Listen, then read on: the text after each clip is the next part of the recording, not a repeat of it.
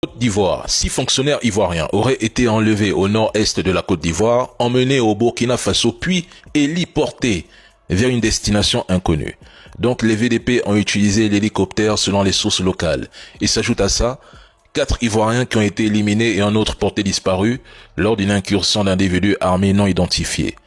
Tout ceci paraît-il, en 24 heures chrono.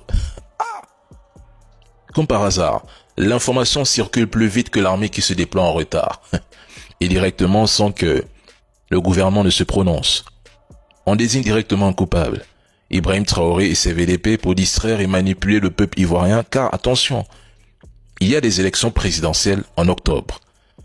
Il n'y a aucune revendication jusqu'ici, ce qui signifie une seule chose.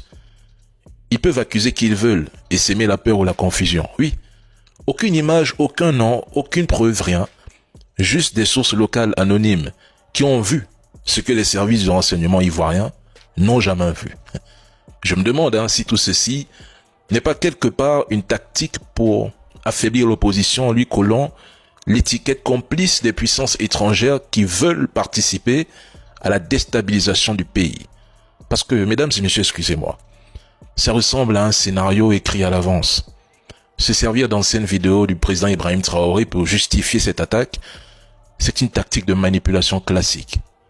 Pourquoi Ibrahim Traoré irait-il provoquer Ouattara en plein milieu d'une guerre contre les terreaux? C'est illogique.